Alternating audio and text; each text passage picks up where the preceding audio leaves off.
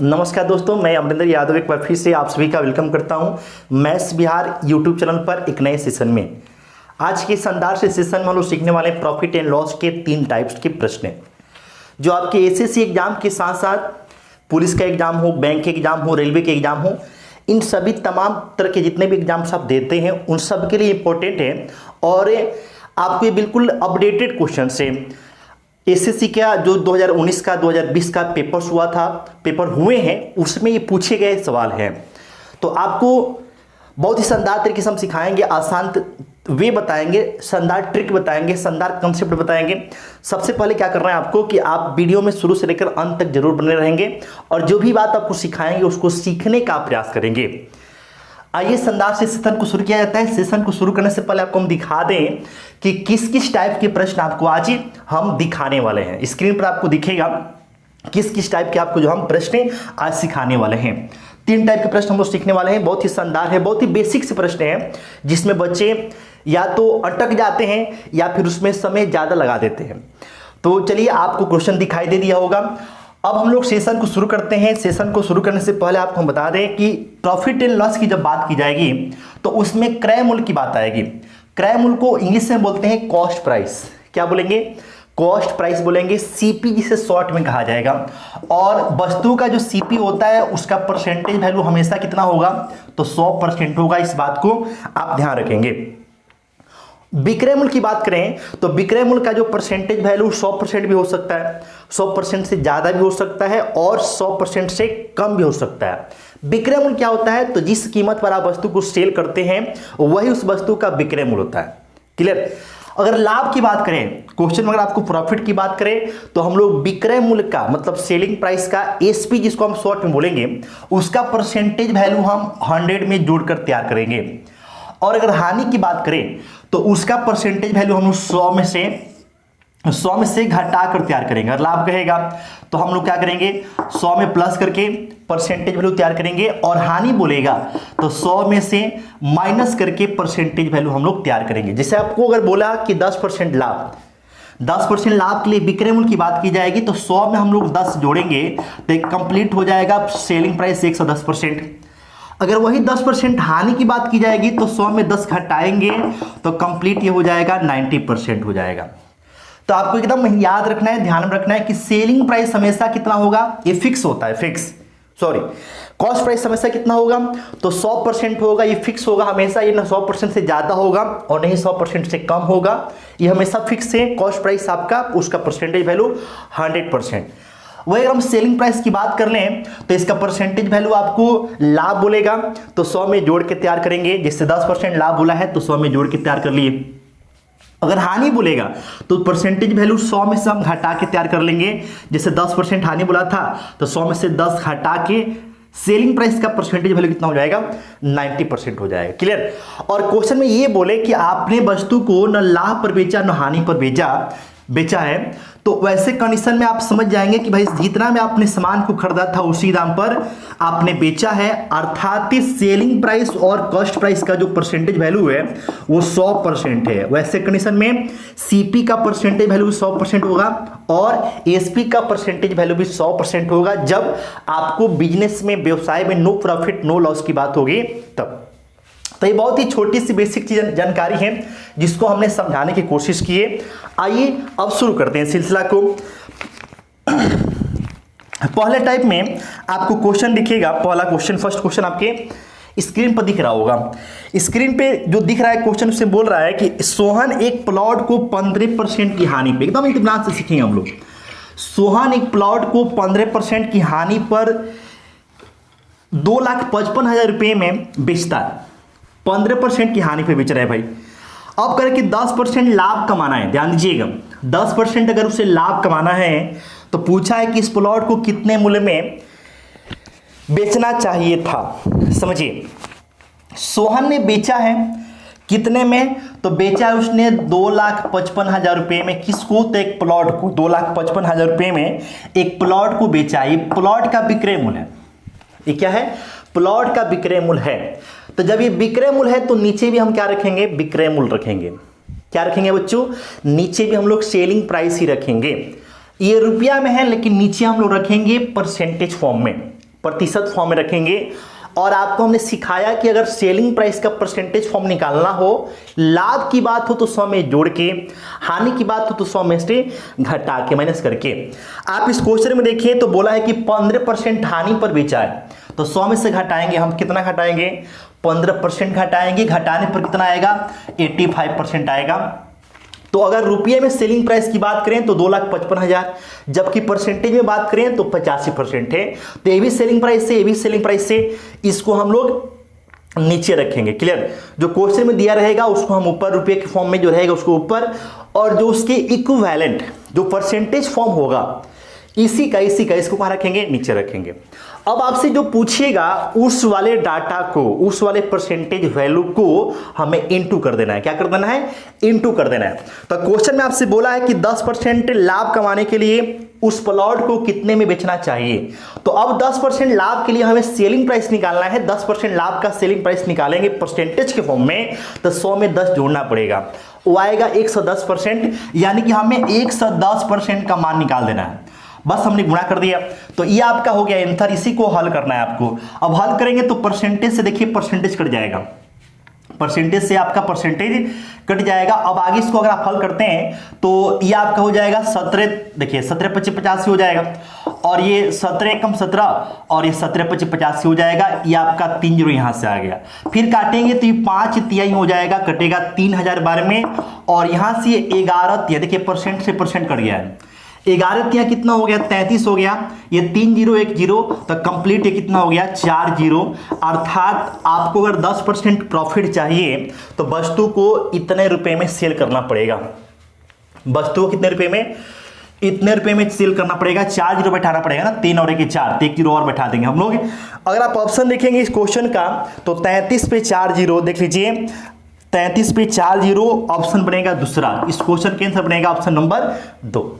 तो बहुत ही आसान सा क्वेश्चन था जिसको हमने आपको समझाया, बताया। उम्मीद है कि आप समझ पाए होंगे, सीख पाए होंगे। क्लियर, तो ये पहला क्वेश्चन था आज के सेशन का, पहले टाइप का ये पहला क्वेश्चन। आशा है कि आप समझे होंगे, सीखे होंगे। आइए अगले क्वेश्चन पे चलते हैं, नेक्स्ट सवाल पे चलते हैं।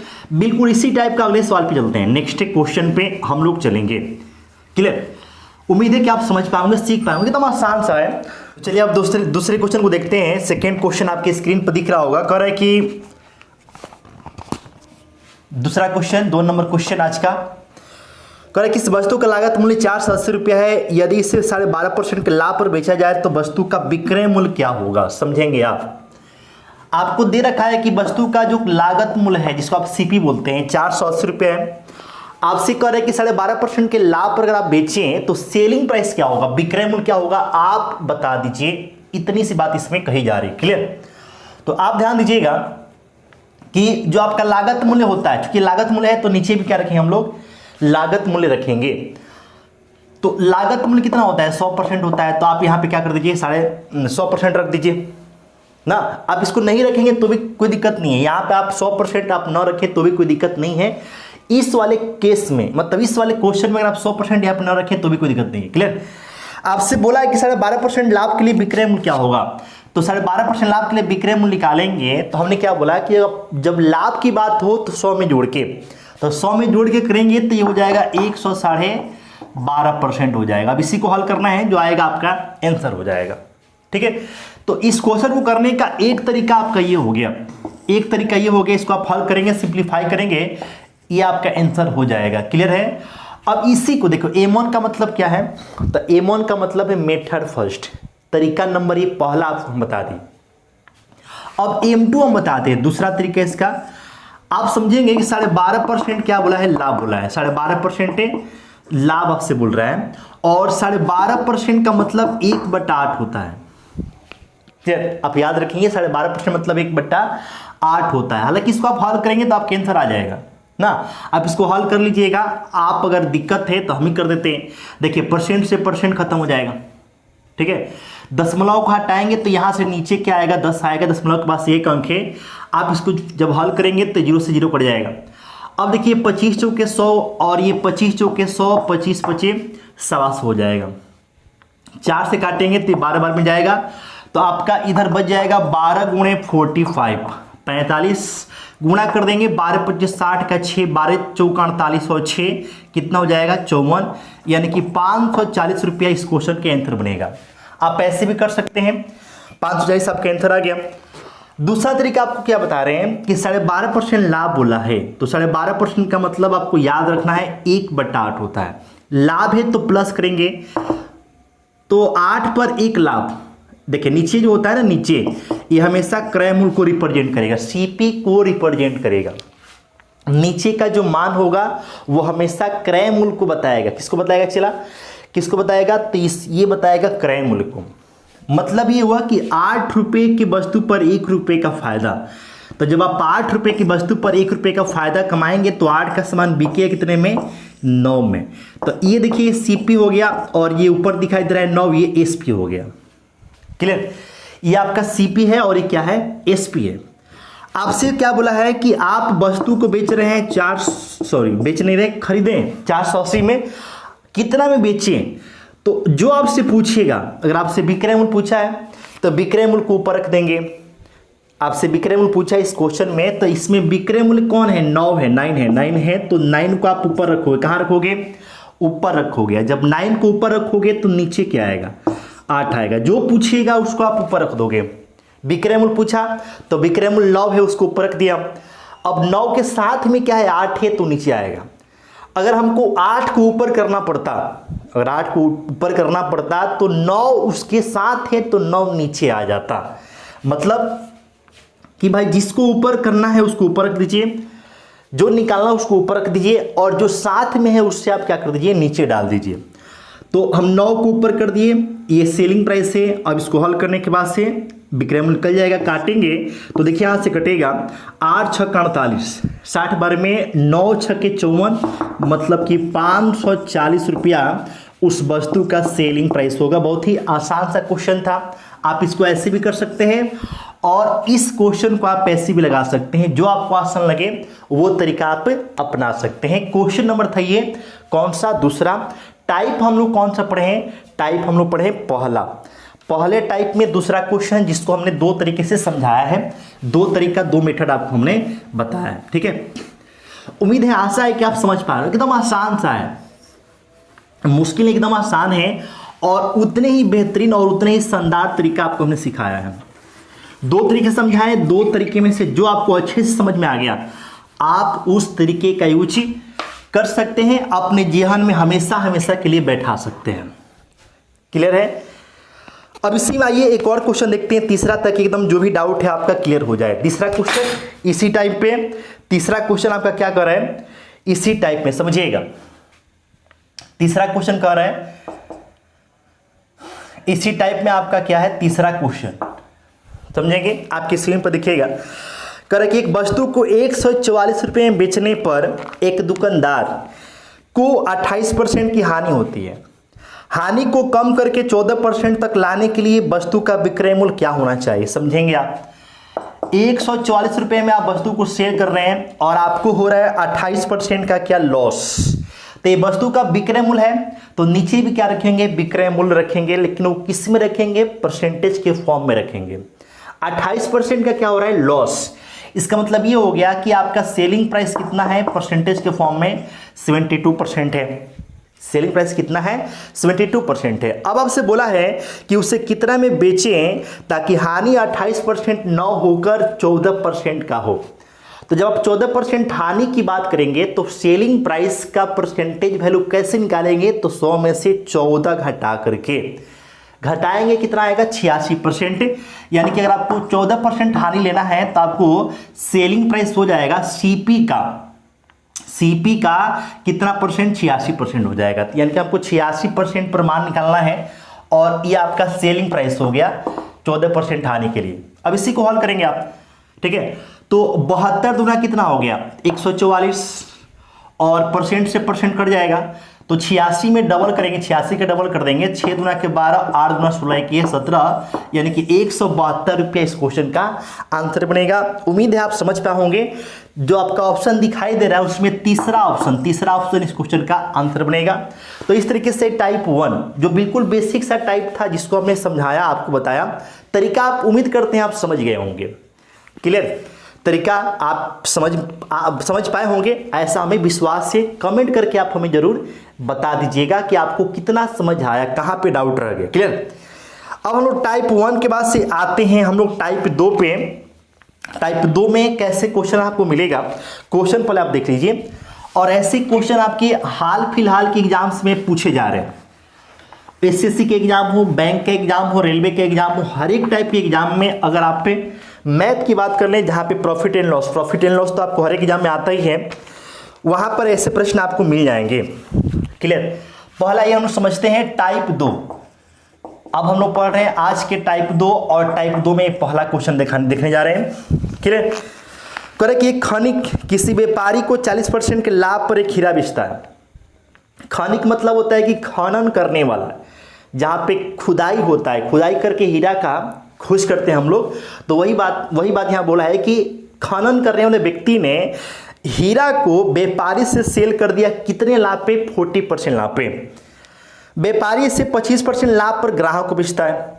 यदि ग्राहक ने इसे हीरे को खरीदने के लिए 56 लाख रुपए का भुगतान किया, तो खनिक को यह हीरा कितने रुपए, लाख रुपए में बताना है, में मिला। समझिएगा। देखिए, सबसे पहले हीरा किसके पास, पहले आपको बता रहे हैं बेसिक कंसेप्ट, क्लियर। खनिक के पास, खनिक ने किसे सेल कर दिया? व्यापारी को सेल कर दिया। और व्यापारी ने किसे सेल कर दिया? ग्राहक को सेल कर दिया। ठीक है। तो आप ये बताइए कि खनिक जो है अपना जो है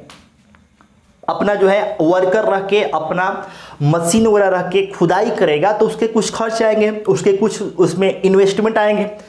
तो इसका जो लागत होगा, इस पर कुछ प्रॉफिट लेकर वो किसको बेच रहा है? व्यापारी को बेच रहा है। प्रॉफिट कितना लिया है? तो 40% लिया है, 40% प्रॉफिट लिया है। अब जितने में खनिक व्यापारी को बेचेगा, वो हो गया व्यापारी का क्रय मूल्य। और जब व्यापारी का वो क्रय मूल्य होगा, तो व्यापारी के लिए है 100% हो गया। क्लियर। वो व्यापारी के लिए कितना होगा? 100% होगा, 100% होगा। और व्यापारी अब क्या कर रहा है? तो व्यापारी कर रहा है ग्राहक को सेल। कितने % लाभ पे?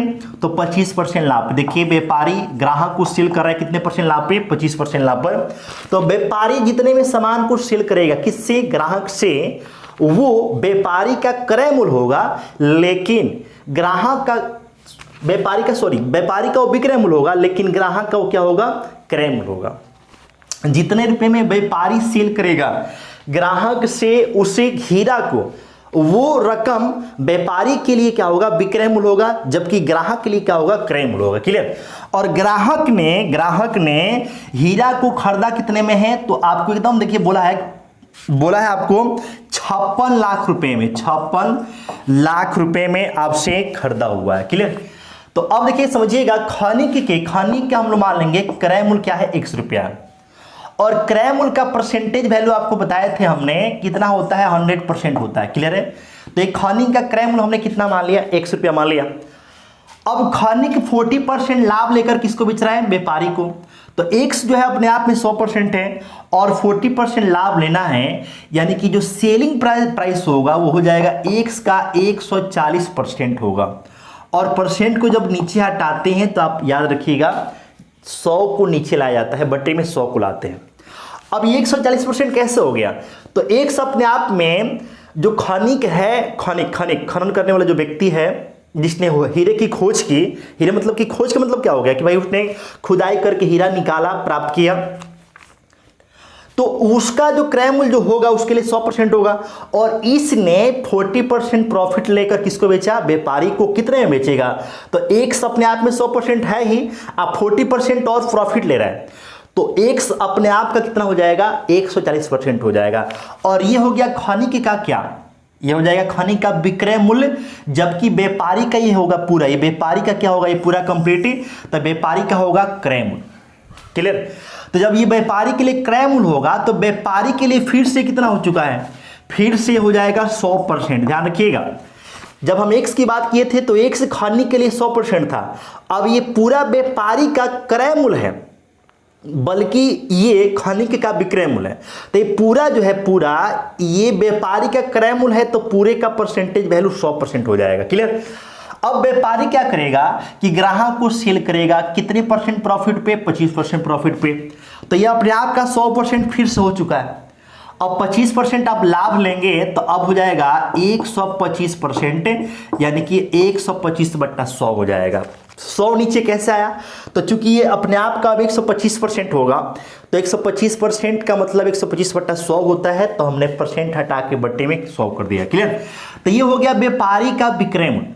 ये पूरा आपकी यहाँ बन गया, ये पूरा बन गया व्यापारी का विक्रय मूल्य।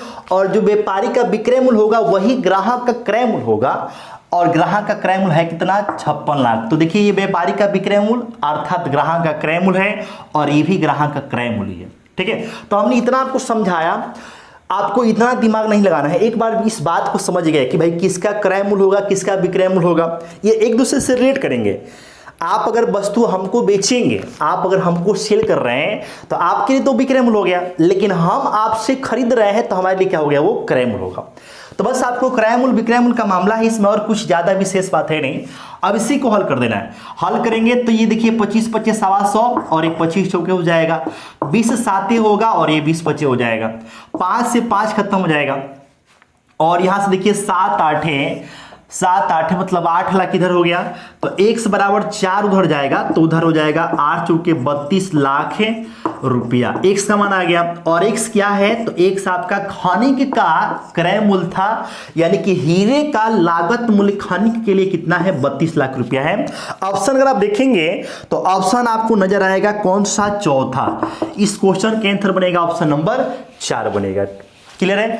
तो ये आपको हमने अच्छे से समझाने का प्रयास किया है। उम्मीद है, आशा है कि आप समझ भी पाए होंगे। टाइप 2 था, टाइप 2 में आपका क्वेश्चन नंबर ये फर्स्ट था। अब हम लोग इसमें 2 क्वेश्चन और करेंगे, ताकि ऐसे क्वेश्चंस आपके दिमाग में एकदम बैठ जाए। बस इसमें क्या है, इसमें समझना है कि भाई किसके लिए क्रय मूल्य है और किसके लिए क्या विक्रय मूल्य बनेगा। बस इसमें यही बात है। ए के लिए जो विक्रय मूल्य होगा, बी के लिए क्रय मूल्य बनेगा। अगर ए ने सामान बेचा है तो ए का जो विक्रय मूल्य होगा वो बी का क्या बनेगा? क्रय मूल्य। क्लियर? अब आज ये पहला क्वेश्चन था। अब हम लोग आते हैं दूसरे क्वेश्चन पे। सेकेंड नंबर क्वेश्चन इसी प्रकार का अगला क्वेश्चन है। दूसरा क्वेश्चन है, कैसा है आपको दिखेगा। कह रहा है कि एक थोक व्यापारी 5% के लाभ पर खुदरा व्यापारी को एक जैकेट बेचता है, और खुदरा व्यापारी 10% के लाभ पर ग्राहक को इससे बेचता है। यदि ग्राहक 4158 रुपये का भुगतान करता है तो थोक व्यापारी का लागत मूल्य क्या था? आसान सा क्वेश्चन है, देखिएगा। थोक व्यापारी का मतलब क्या हो गया? होलसेलर। थोक व्यापारी किसको बेचा? तो खुदरा। अच्छी, हम लिखने की आवश्यकता नहीं है, ये आपको हम केवल समझा रहे हैं क्या, ताकि आप समझ पाए। और खुदरा व्यापारी किसको बेच रहा है? ग्राहक को सेल कर रहा है, ऐसा बोला हुआ है।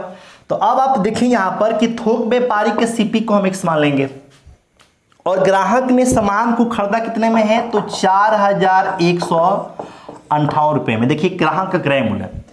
खुदरा व्यापारी का लागत मूल्य आपसे पूछा है, जिसको हमने क्या मान लिया? x। क्लियर?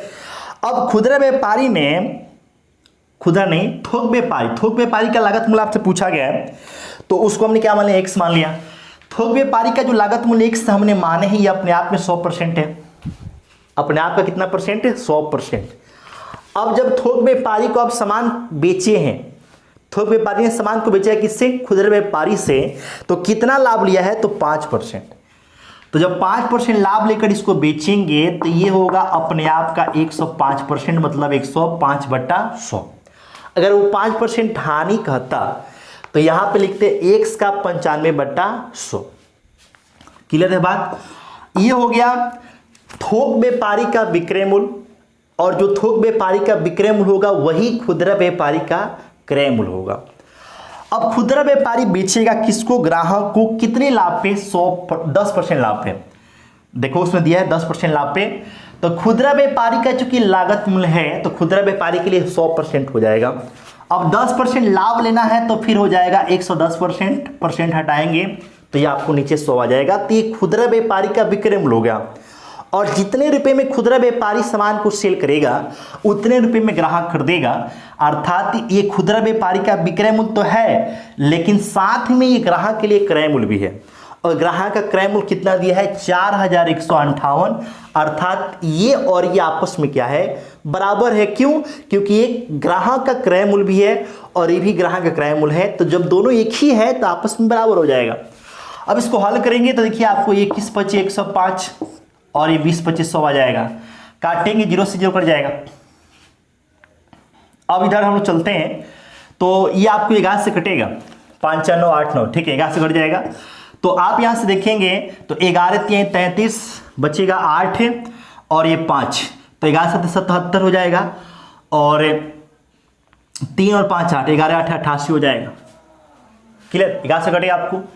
21 अगर आप काटते हैं तो 21 आपका कटेगा 21 से कम 21, यहां पर 21 से कम 21 और 21 8 168 हो जाएगा, 16 पर कटेगा। तो इधर से आपका बच गया x और उधर है 16 गुणे में क्या है 20, और 16 में 20 से गुणा कर देंगे कितना आएगा 320 रुपया। तो x का मान आ गया 320।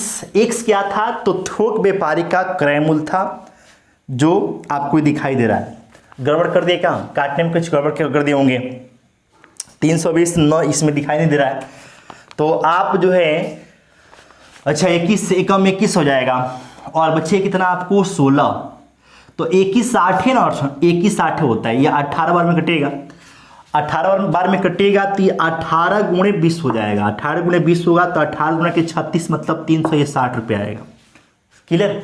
360 रुपया ये आपको आ जाएगा। उम्मीद है आप समझ पाओगे। क्वेश्चन नंबर आपको था ये कौन सा, लेकिन एक जीरो यहां पर भी था ना, एक जीरो यहां पर भी था, तो इधर आपको 200 ना है।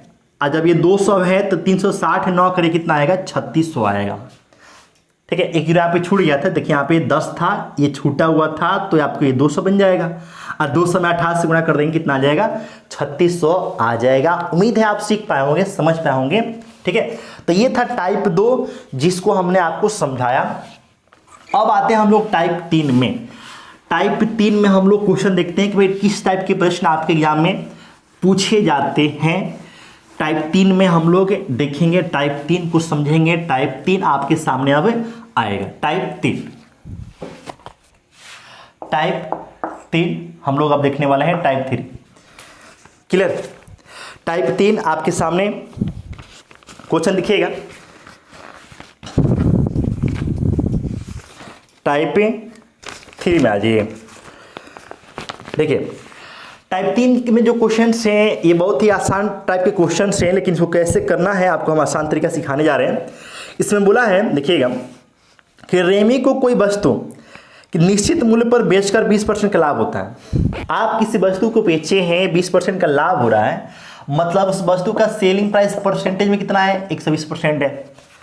अब बोला है कि यदि वो वस्तु को 8 रुपया और अधिक में बेचती तो उससे 30% का लाभ होता। आप जो है वस्तु के विक्रय मूल्य को आप बढ़ा दें, कितना रुपया? तो 8 रुपया।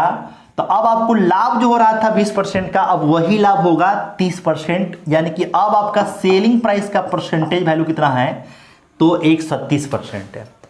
पहले आपका सेलिंग प्राइस का परसेंटेज वैल्यू 120% था। क्यों था? क्योंकि आप 20% लाभ पे बेच रहे थे। अब अपने विक्रय मूल्य को कुछ बढ़ा दिया है तो सेलिंग प्राइस का परसेंटेज वैल्यू बढ़ गया, कितना हो गया तो 30%। तो अब सेलिंग प्राइस का परसेंटेज वैल्यू कितना हो जाएगा 130% हो जाएगा। क्लियर है बात? अब आपसे पूछा क्या है, बोला है कि भाई ऐसी 16 वस्तुओं का मूल्य क्रय मूल्य ज्ञात कीजिए। तो पहले हम लोग एक वस्तु का क्रय मूल्य निकालेंगे। तो आप ये बताओ कि 120% से 130% हो गया, कितने परसेंट का इजाफा हुआ 10% का। तो 10% ये कैसे बढ़ गया, क्यों बढ़ा? क्योंकि आप विक्रय मूल्य को कितना रुपया बढ़ा रहे हैं 8 रुपया बढ़ा रहे हैं। क्लियर? तो विक्रय मूल्य बढ़ गया 8 रुपया, तो ये तो रुपया में बढ़ा ना। अगर हम परसेंटेज में विक्रय मूल्य देखें तो कितना बढ़ गया 10% बढ़ गया। परसेंटेज में विक्रय मूल्य कितना बढ़ गया 10%। तो अगर हमको क्रय मूल्य चाहिए तो क्रय मूल्य के लिए कितना से गुणा करना पड़ेगा 100% से, क्योंकि सीपी का परसेंटेज वैल्यू 100 ही होता है।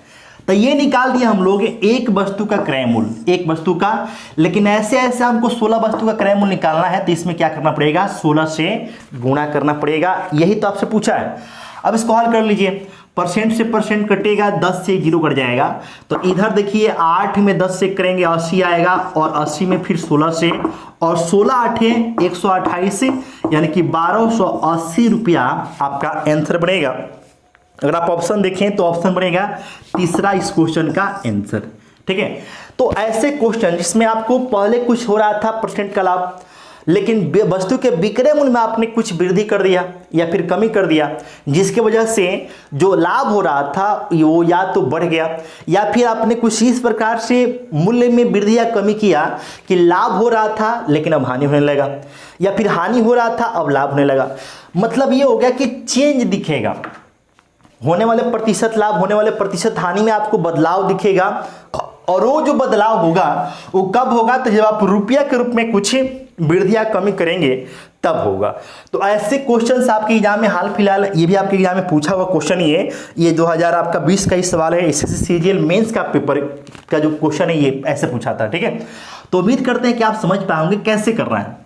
क्लियर, तो ये पहला क्वेश्चन था। इस पे अगला क्वेश्चन करते हैं ताकि आपको एक और क्लियर हो जाए। फर्स्ट क्वेश्चन था ये, पहला क्वेश्चन था ये आज का, किसमें का, तो टाइप 3 का। अब इसमें एक और क्वेश्चन करते हैं ताकि एकदम आपको ये बातें क्लियर हो जाए, स्पष्ट हो जाए कि हाँ ऐसे क्वेश्चन को हम लोग कैसे लगाएंगे, कैसे करेंगे। तो ये पहला क्वेश्चन था टाइप 3 का। टाइप 3 में आइए एक और क्वेश्चन करते हैं, 2 नंबर क्वेश्चन आपके स्क्रीन पर दिख रहा होगा। कह रहा है कि कोई व्यक्ति किस वस्तु को 16% की हानि पर बेचता है। यदि वह इस वस्तु को 660 रुपये अधिक में बेचता तो उससे 8% का लाभ होता। आपसे बोल रहा है कि 12% का लाभ प्राप्त करने के लिए विक्रय मूल्य कितना होना चाहिए। तो देखिए यहाँ पे पहले हानि हो रहा था, लेकिन आपने वस्तु के विक्रय मूल्य में 660 रुपया क्या कर दिया, बढ़ोतरी कर दिया, तो अब आपको होने लगा 8% का लाभ। समझेंगे, तो 16% हानि हो रहा था, तो 16% हानि होने का मतलब ये हो गया कि आपका स्टार्टिंग में जो विक्रय मूल्य रहा होगा वो रहा होगा 84%। 16% हानि है तो 16 घटाएंगे ना 100 में से 84% आएगा। और बाद में जब आपने विक्रय मूल्य में 660 रुपया की क्या कर दी, बढ़ोतरी कर दी रुपया के रूप में, तो आपको होने लगा 8% का प्रॉफिट। और 8% का प्रॉफिट होने का मतलब सेलिंग प्राइस का परसेंटेज वैल्यू कितना होगा, 108% होगा। क्लियर, तो आप ये बताओ कि कितने का डिफरेंस हो गया, तो इधर 16 कम इधर 8 ज्यादा, तो 16 और 8 कितना, 24%। क्लियर, कितना है जी, 24%। तो 24% किसकी वजह से हुआ, तो 660 रुपए की वजह से हुआ। तो 660 रुपये आपने बढ़ाया तो परसेंटेज वैल्यू भी कितना बढ़ गया, 24% बढ़ गया। क्लियर, देखिए ये बढ़ोतरी है, तो जब ये बढ़ोतरी है तो नीचे भी क्या रखेंगे, बढ़ोतरी रखेंगे, लेकिन ये रुपया में बढ़ोतरी है जबकि नीचे परसेंटेज के फॉर्म में बढ़ोतरी है। ठीक है, अब आपसे बोला है कि 12% लाभ प्राप्त करने के लिए वस्तु का विक्रय मूल्य कितना होना चाहिए। तो हमको 12% लाभ के लिए विक्रय मूल्य निकालना है, तो 12% लाभ के लिए विक्रय मूल्य का परसेंटेज वैल्यू कितना होगा, 112% होगा। उससे आप गुणा कर दीजिए, बस अब हो गया। परसेंट से परसेंट कट जाएगा, परसेंट से परसेंट कटेगा ना। अब इसको आगे हल कीजिएगा तो देखिए आपको हो जाएगा ये 6 चौके और 6 से काटेंगे तो ये कटेगा 110 बार में। फिर 4 से काटेंगे यहां से तो देखिए 4 गुना के 8 हो गया, 4 8 32 हो जाएगा। अब आपके पास 110 गुणे क्या है, 28 से गुणा कर देंगे 0, 11 8 88 के 8 आ गया 8, 11 गुना के 22 और 8 कितना होगा, 30, यानी कि आपका 3080 रुपया इस क्वेश्चन का आंसर बनेगा। ऑप्शन अगर आप देखेंगे तो पहला ऑप्शन इस क्वेश्चन का आंसर बन जाएगा।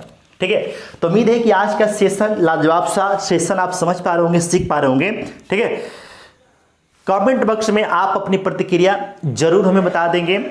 तो चलिए आज के सेशन को बस यहीं तक रहने देते हैं। आज का सेशन आपको कैसा लगा, प्रॉफिट एंड लॉस में हमने 3 टाइप आपको समझाया, और ऐसे प्रश्न आपके एग्जाम में एसएससी का हो, रेलवे का हो, बैंक का एग्जाम हो, सब जगह पूछे जाते हैं। तो आज की जो 3 टाइप हमने समझाया उसमें आप कितना समझ पाए हैं, कितना आप को दिक्कत हुआ, आप कमेंट बॉक्स में आप हमें जरूर बताएंगे। फिर मिलते हैं अगले सेशन में। ओके बाय, अपना ख्याल रखिए, मस्त रहिए। और आपकी जानकारी के लिए बता दें कि एसएससी सीजीएल के लिए स्पेशल बैच मैथ का हम लेकर आ रहे हैं, जहां पर हम लोग कंप्लीट मैथ पढ़ने वाले हैं टारगेट बैच के फॉर्म में। कंप्लीट हम लोग टारगेट करके बैच आपके लिए हम लेकर आ रहे हैं बहुत ही जल्द, 1 से 2 दिन में आपको हम अनाउंस कर देंगे। तो आपको जो है रोजाना शाम को 7 बजे आ जाना है। जिन भी बच्चों का ग्रेजुएशन हो चुका है वो एसएससी सीजीएल का फॉर्म जरूर भरेंगे और अच्छे से तैयारी करेंगे। बदलाव क्या हुआ है आपको जानकारी लग चुका होगा, और इसलिए हम उस पर डिस्कस नहीं करना चाहते। आपको हम डायरेक्ट लेकर आएंगे मतलब कि मतलब आप सब डिटेल लेकर आएंगे कि भाई हमें कितने दिन में और क्या क्या एकदम कंप्लीट तरीके से अच्छे तरीके से आपको हम पढ़ाएंगे। ठीक है, सबका विवरण लेकर आएंगे। 1-2 दिन का समय लग सकता है। आप पेशेंस बनाए रखिए और हमें सपोर्ट कीजिए।